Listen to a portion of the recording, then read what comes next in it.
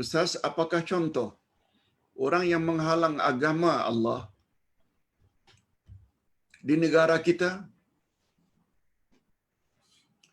Di negara kita ke di negara mana-mana pun menghalang kebenaran ilahi yang ada dalam Quran dan hadis Nabi sama hukumnya dengan menghalang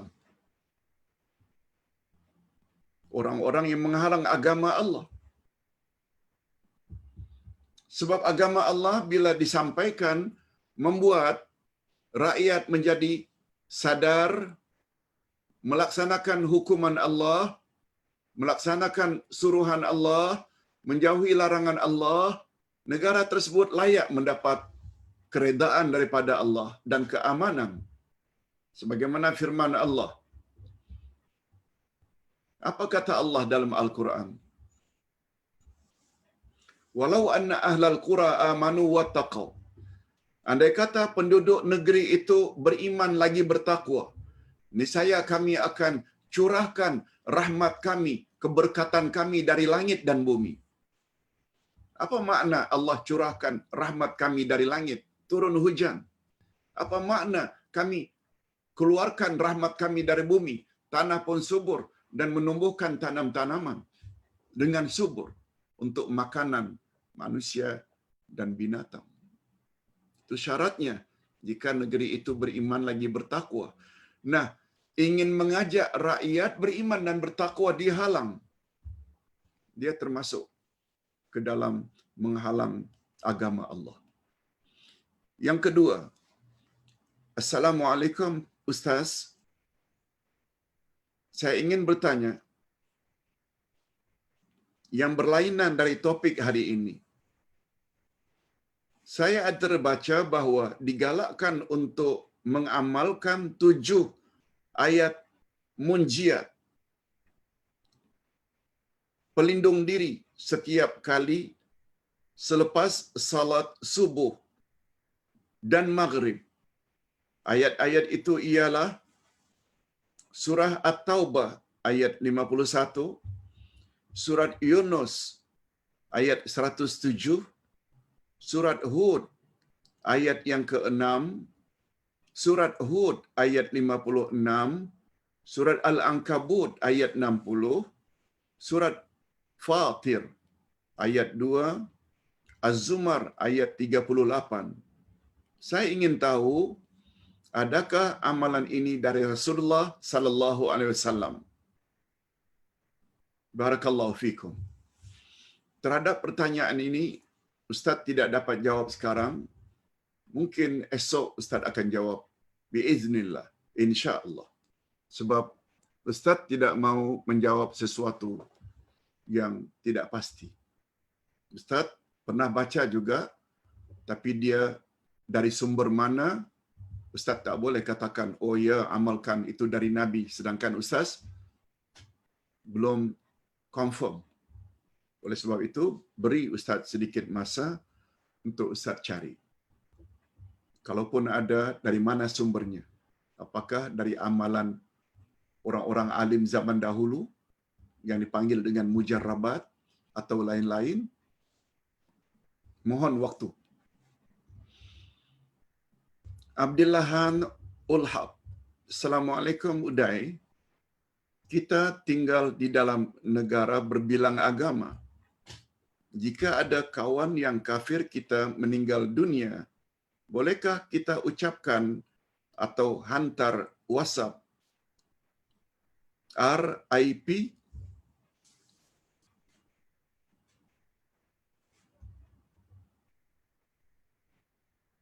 Bermaksud rest in peace. Apakah hukumannya? Apakah ucapan yang terbaik buat mereka? Mohon pencerahan. Terima kasih Ustaz. Ustaz dah sebut rasanya perkara ini. Dalam keyakinan dan akidah kita, orang yang mati kafir, dia tidak akan aman sejak dari kubur hingga akhirat.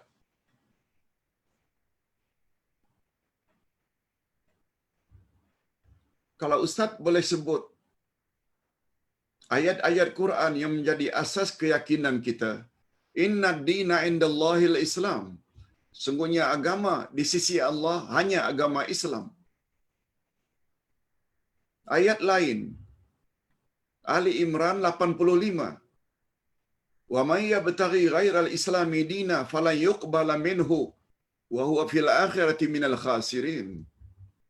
Siapa mencari agama untuk dianutnya bukan agama Islam, Allah tak akan terima agamanya itu, dan di akhirat dia pasti rugi.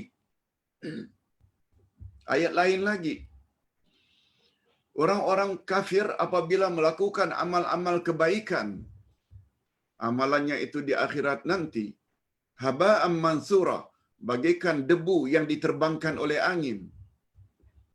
Ayat lain lagi, ayat 65 Az-Zumar, la in asyrakta la yahbatanna amaluk wa la takunanna minal khasirin. Bila kamu berbuat syirik, niscaya hancur musnahlah segala kebaikanmu, dan di akhirat kamu pasti rugi. Sungguh banyak ayat-ayat Quran mengatakan bahawa orang yang mati kafir, dia tidak ada amalan yang akan diterima oleh Allah di sana untuk melayakkannya rest, peace. Tapi azab menunggu di sana. Nabi Muhammad sallallahu alaihi wasallam dilarang oleh Allah memohon ampun pada Allah. Memohon ampun pada Allah bagi pihak angkelnya Abu Talib yang mati kafir. Sekarang pertanyaannya, betul tak di dalam kepercayaan orang kafir ada unsur syirik? Baik macam mana pun perbuatannya, gara-gara ada syirik, amalnya ditolak. Dia kafir lagi, agamanya ditolak. Kalau Nabi Muhammad sallallahu alaihi wasallam kekasih Allah, bukan hanya Habibullah kekasih Allah, tapi Nabi Muhammad mendapat gelaran Khalilullah, kesayangan Allah, meminta agar Allah ampun dosa angkelnya yang mati kafir.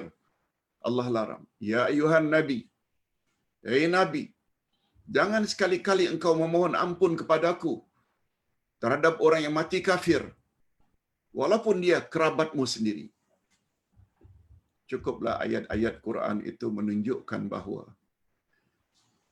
RIP, rest in peace, bukankah itu bermakna doa mudah-mudahan awak rehat, selesa, aman, damai dalam kuburmu?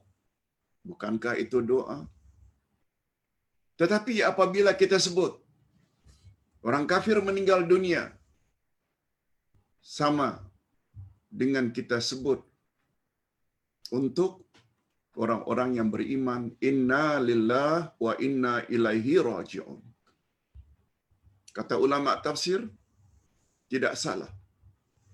Sebab maknanya, kita semua milik Allah, dan kepada Allah kita semua akan balik. Betul tak milik Allah bukan hanya orang beriman? Orang kafir juga milik Allah. Betul tak kembali kepada Allah nanti pada hari berhisab bukan hanya orang beriman, tapi juga orang kafir? Sebab tempat di sana ada dua. Orang beriman tempatnya syurga, orang kafir tempatnya neraka. Di mana kesesuaiannya rest in peace? Di mana kesesuaiannya? Bagi Ustaz, tak boleh.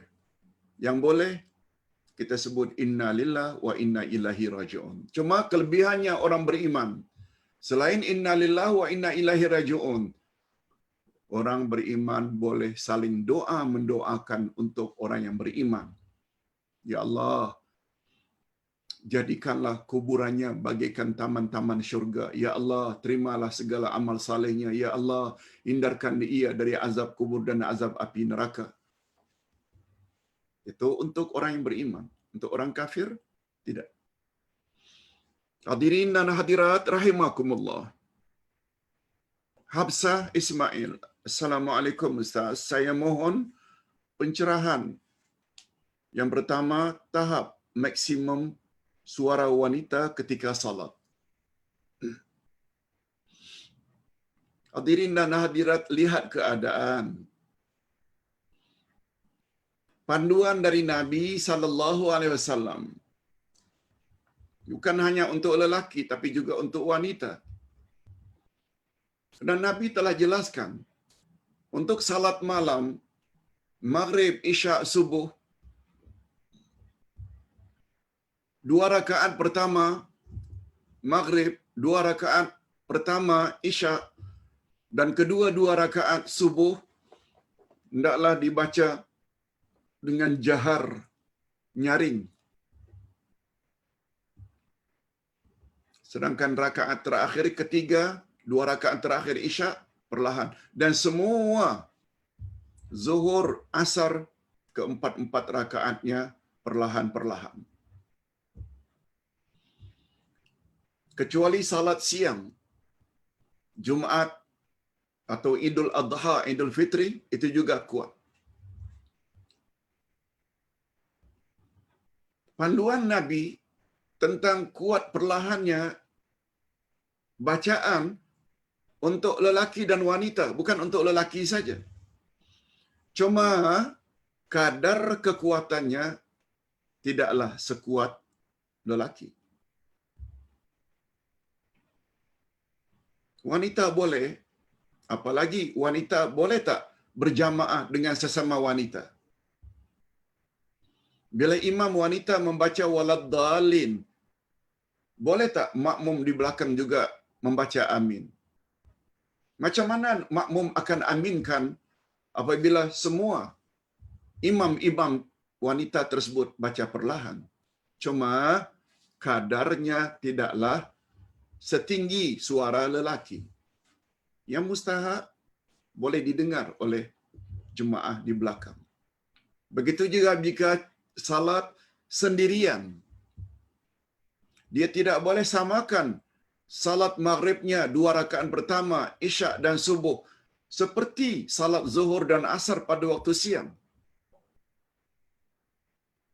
Sekali lagi Ustaz ingin katakan, dia boleh meninggikan suara, apalagi dia salat di dalam rumahnya. Apalagi dia mengimamkan anak-anaknya yang masih kecil atau sesama anaknya yang gadis-gadis, angkatkan sedikit suara sehingga terdengar oleh orang di belakang. Wallahu a'lam. Nabi tidak pernah sebut kadarnya. Tapi faham-fahamlah kita mengapa wanita tidak digalakkan azan. Karena azan melibatkan laungan suara. Wallahu a'lam. Yang kedua, pertanyaan Habsah, bolehkah wanita menguatkan suara ketika salat sendirian bagi tujuan lebih khusyuk?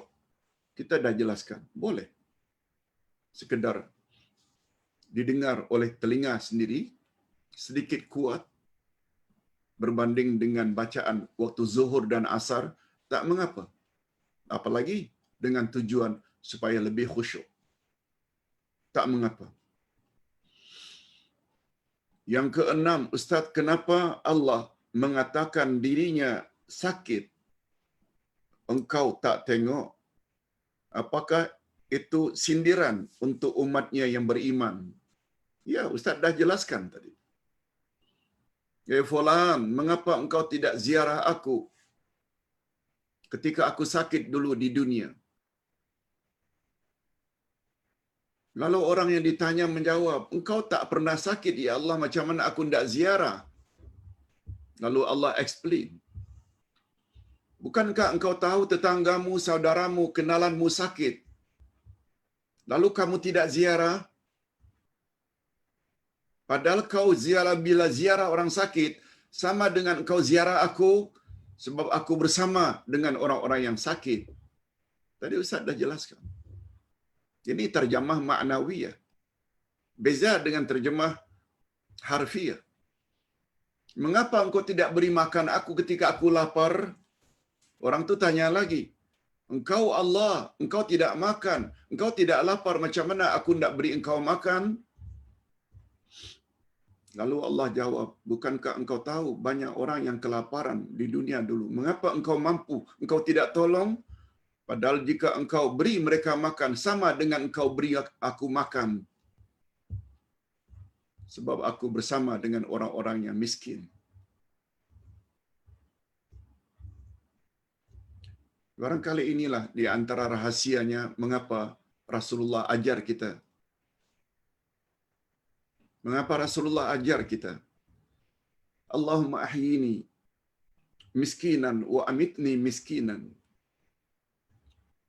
Wansyurni fi zumratil masakin. Ya Allah, hidupkanlah aku dalam keadaan miskin. Matikanlah aku dalam keadaan miskin. Dan himpunkanlah aku nanti di akhirat bersama orang-orang miskin. Baru-baru ini Ustaz dapat satu hadis. Aisyah tanya, mengapa kita minta supaya hidup miskin, mati miskin, di padang mahsyar miskin? Nabi jawab, karena orang miskin di akhirat, dia akan masuk syurga 40 tahun lebih dahulu daripada orang-orang yang kaya. Jawaban Nabi. Orang miskin masuk ke dalam syurga 40 tahun lebih dahulu daripada orang-orang yang hidup kaya. Hadis Nabi sallallahu alaihi wasallam. Dan itu Ustaz ada sebut dalam buku baru yang Ustaz sudah tulis, 50 doa utama Rasulullah sallallahu alaihi wasallam. Termasuk doa tadi. Okey. Kalau ditanya bukankah itu kiasan? Yes. Betul, itu kiasan, bukan makna yang sebenar. Sebab Allah memang tidak sakit, Allah memang tidak makan. Berakhir atau maaf, second last, Assalamualaikum Uday, jiran saya kematian kucing. Dia ucapkan ayat Inna Lillahi wa Inna Ilaihi Raji'un. Bolehkah begitu Ustaz? Hadirin dan hadirat,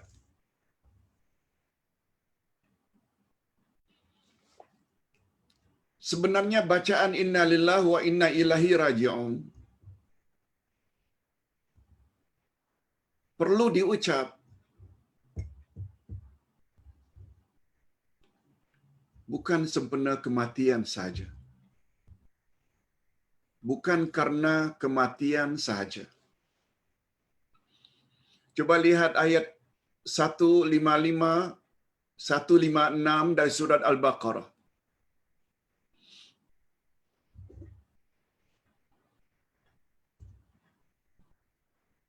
Allah Subhanahu wa taala berfirman, وَلَنَبْلُوَنَّكُمْ بِشَيْءٍ مِّنَ الْخَوْفِ وَالْجُوعِ وَنَقْصٍ مِّنَ الْأَمْوَالِ وَالْأَنفُسِ وَالثَّمَرَاتِ وَبَشِّرِ الصَّابِرِينَ. Kami pasti akan menguji kamu dengan sesuatu, lalu sesuatu itu disebut oleh Allah. Minal khaufi, rasa takut. Wal ju'i, kelaparan.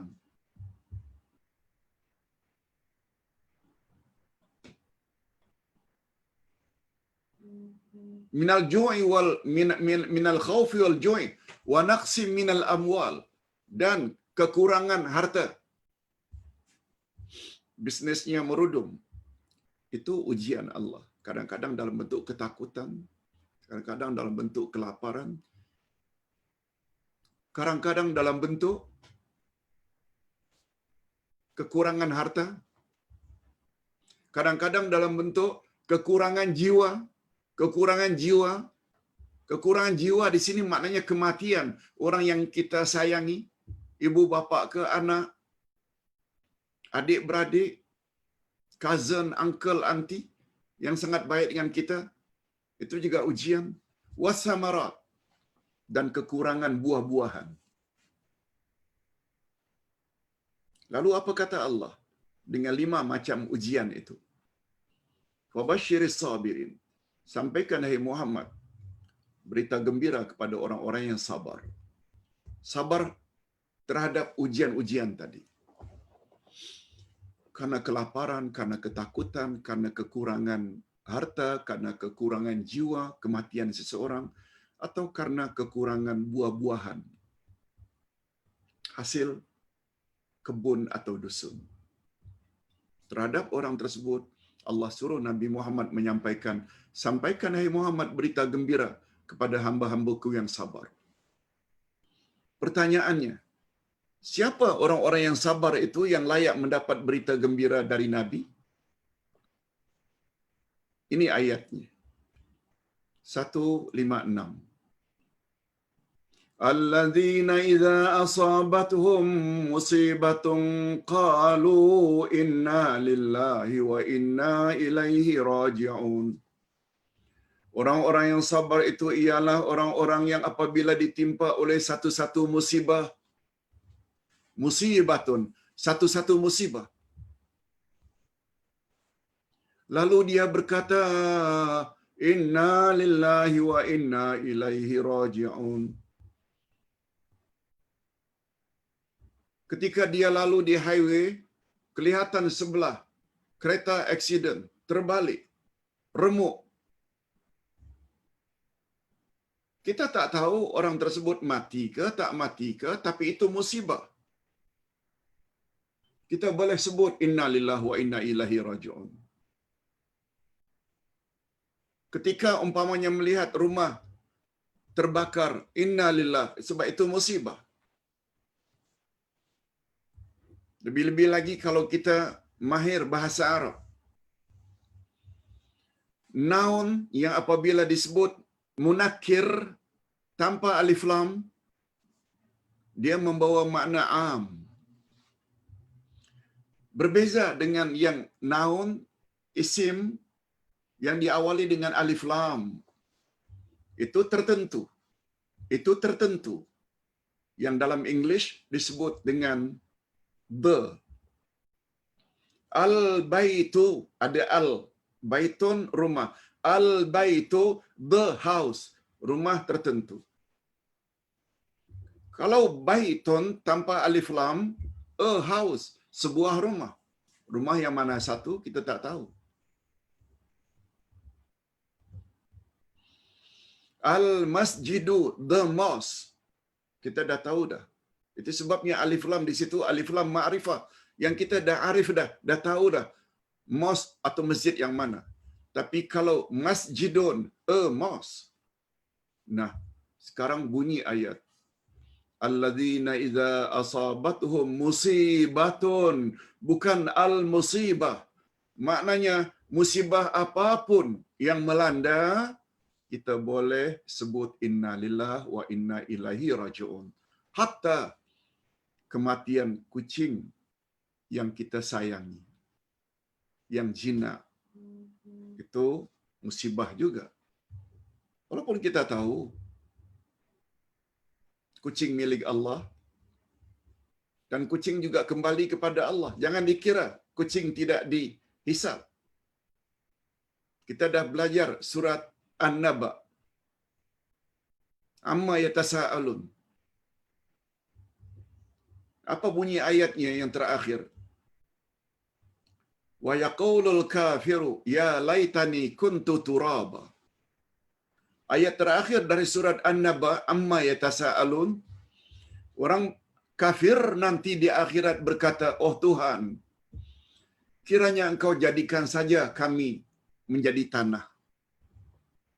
Dalam tafsirannya, mengapa mereka berkata begitu? Sebab sebelum mereka dihisab, Allah hisab dulu binatang. Beruang, gajah, rusa, arnab, kancil, beruang, harimau.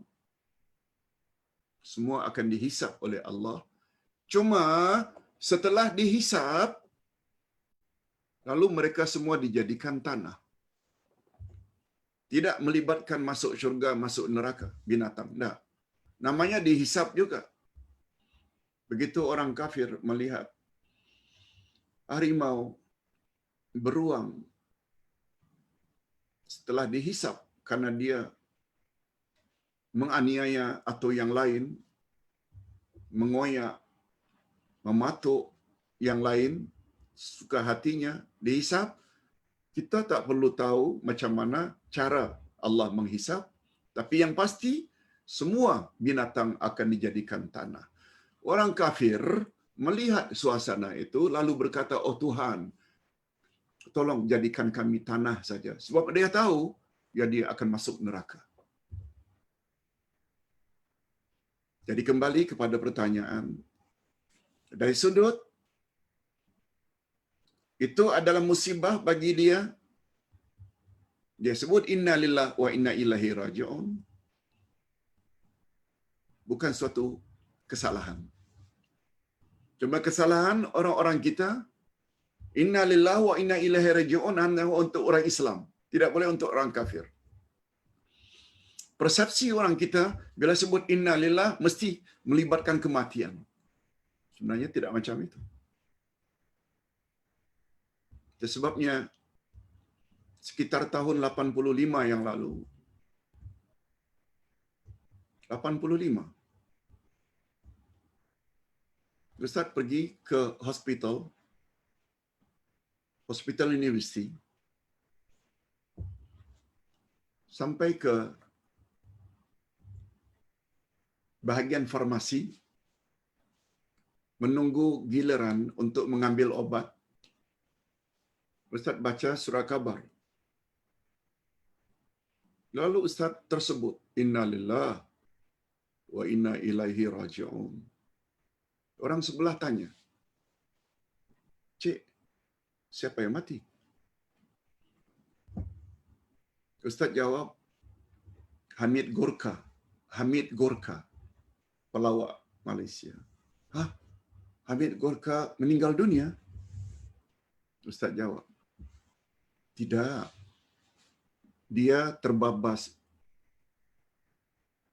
divider Federal Highway. Federal Highway, divider itu keretanya terbabas. Wah, kenapa? Dia meninggal ke? Tidak. Lalu ditanya lagi, mengapa Cik sebut innalillah? Oh, terkejut saya. Macam ini pemahaman kita. Bila innalillah mesti kematian. Padahal Allah sebut dalam Al-Quran, apa saja musibah yang menimpa kamu, kamu boleh sebut innalillah wa inna ilaihi raji'un. Mudah-mudahan, terima kasih di atas pertanyaan. Mudah-mudahan pencerahan-pencerahan semacam ini membuat kita lebih sesuai dalam kehidupan sehari-hari dalam menggunakan istilah-istilah. Wallahu a'lam. Ustaz.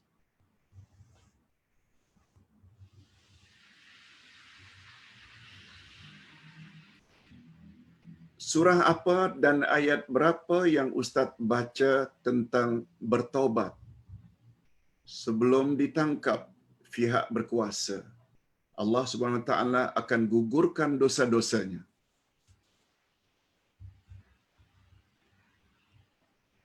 Antara lain surah An-Nisa ayat 48.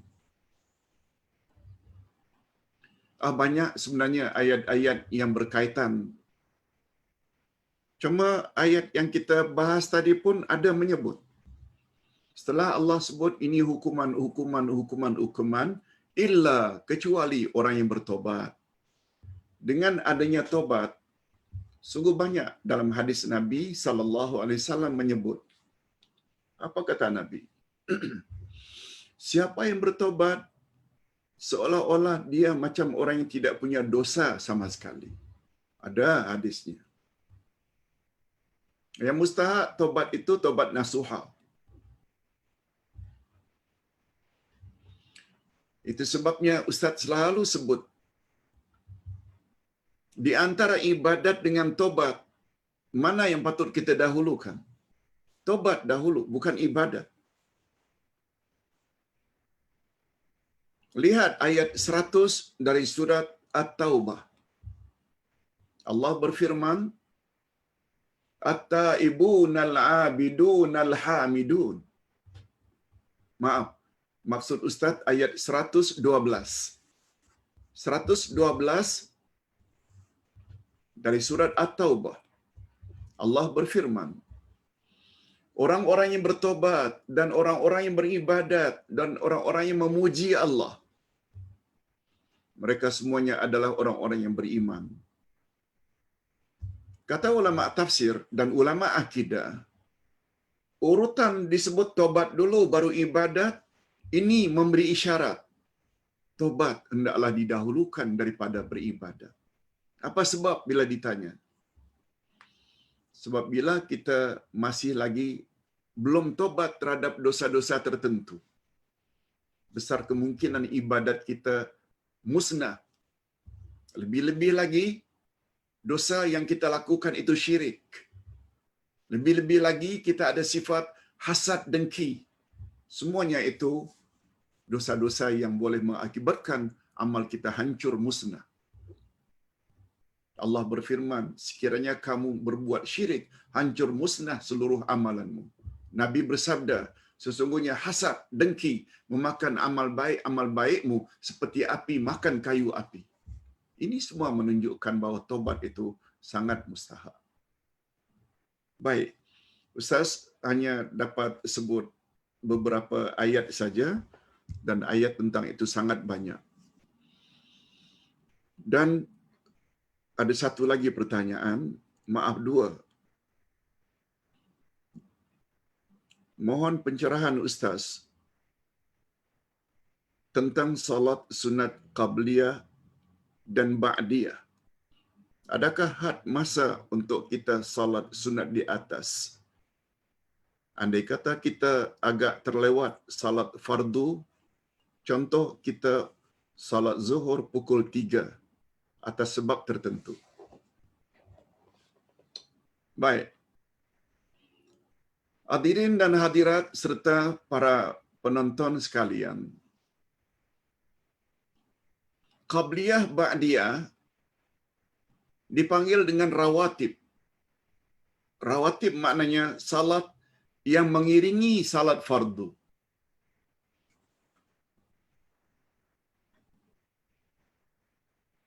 Salat sunat yang mengiringi salat fardu namanya rawatib. Dan rawatib itu pula ada qabliyah before zuhur, ada ba'diyah after zuhur. Cuma kadang-kadang terdapat masyarakat yang keliru dalam hal ini. Bila kita salat zuhur jam 3, kononnya qabliyah dah tak boleh buat lagi. Salah.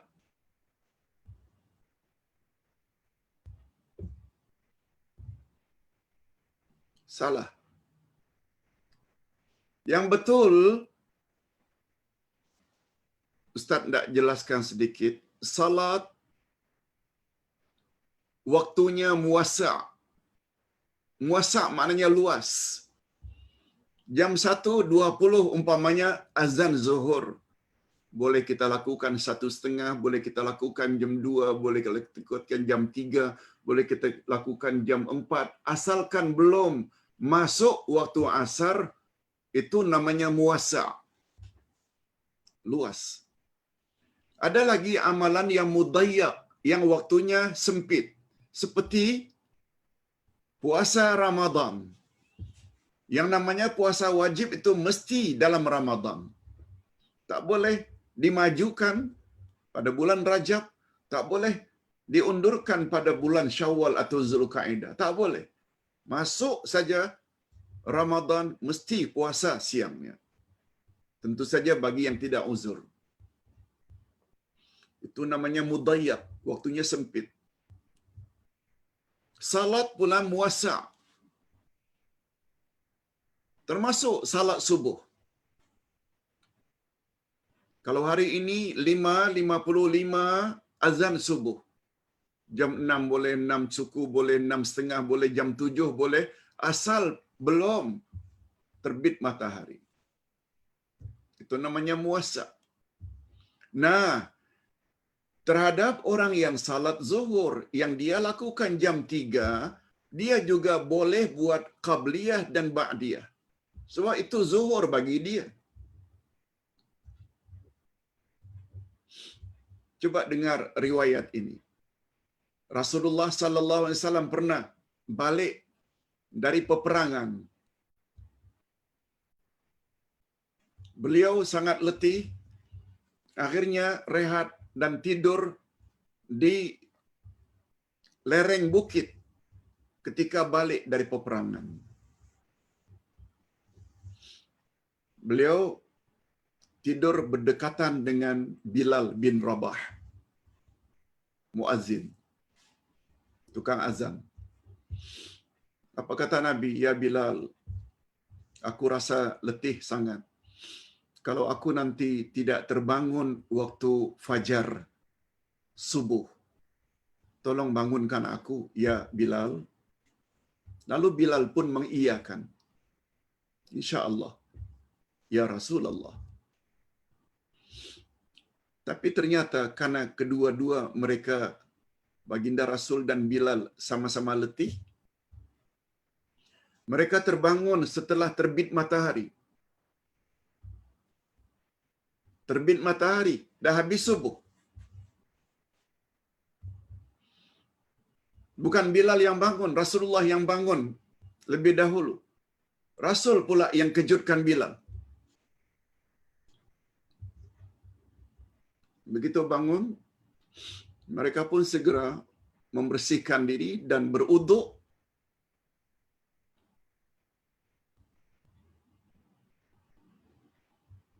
Rasulullah sallallahu alaihi wasallam suruh Bilal azan di padang pasir. Padahal sudah habis waktu. Setelah azan, Rasulullah dan Bilal buat salat sunat qabliyah subuh. Padahal dah terbit matahari dan habis waktu. Sebab kata Nabi dalam hadis lain, waktu salat orang yang terlupa adalah ketika dia ingat. Waktu salat bagi orang yang tertidur ketika dia bangun. Maknanya waktu itulah waktu untuk mereka. Yang menariknya, Rasulullah sempat buat qabliyah subuh sebelum buat salat subuh. Apa maknanya ini? Jadi kepada Puan Mash, tak usah bimbang, walaupun jam 3, buat juga qabliyah zuhur dan ba'diyah zuhur, walaupun jam 3. Cuma bila yang dimaksudkan, salat rawatib itu perlu tak berdekatan dengan salat fardu, zuhur ke? Nah, kalau itu pertanyaannya betul.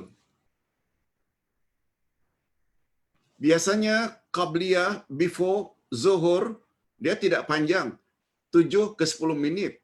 Okey. Setengah jam pun tak mengapa. Tapi biasanya orang bila habis salat zuhur dia buat ba'diyah. Jangan terlalu lama berselang antara zuhur dengan ba'diyah zuhur. Kalau sekedar balik ke rumah, karena itu yang lebih afdal dan menjadi amalan tetap Rasulullah, qabliyah ba'diyah biasanya baginda buat di rumah. Itu lebih afdal agar rumah diberkati. Nabi tidak buat salat sunat di masjid, kecuali mereka yang jarak antara rumah dengan masjid terlalu jauh, lalu pergi awal-awal. Itu tak ada masalah. Tapi kalau sekedar 5 minit kemudian sampai di rumah baru salat ba'diyah after zuhur, tidak mengapa. Tapi jangan terlalu jauh. Wallahu a'lam. Pak Ustaz Syah Rahman, Assalamualaikum Ustaz. Setakat mana Islam membenarkan kita mengadu domba? Oh, mengadu domba? Setakat mana Islam membolehkan, membenarkan? Mengadu domba tidak pernah dibenarkan oleh Islam, setahu Ustaz. Cuma menceritakan aib orang itu ada. Ada 6 tempat yang kita boleh menceritakan aib seseorang. Antara lain, apabila seseorang itu menzalimi kita, lalu kita kena sebut di depan mahkamah, oh dia telah begini, dia telah begini, tak jadi masalah. Kalau kita tahu sebelah rumah kita tidak punya isteri, tidak punya suami, tidak punya suami, tapi selantiasa ketika kita balik atau keluar untuk salat subuh, ada lelaki yang tidak dikenal keluar dari rumah itu. Kita tidak tegur, tidak tuduh, tak boleh. Kita boleh mengadu kepada pencegah maksiat. Bukan maknanya menangkap, tapi pastikan yang datang itu siapa. Nah, menyebut keaiban macam itu boleh untuk keselamatan masyarakat. Berdekatan dengan rumah kita ada rumah kosong. Selalu betul anak-anak muda masuk ke situ, beberapa orang. Padahal tidak ada penghuninya. Lalu kita bimbang kalau ada buat maksiat di rumah kosong tersebut. Beritahu pada polis, beritahu tidak salah. Itu hanya beberapa contoh.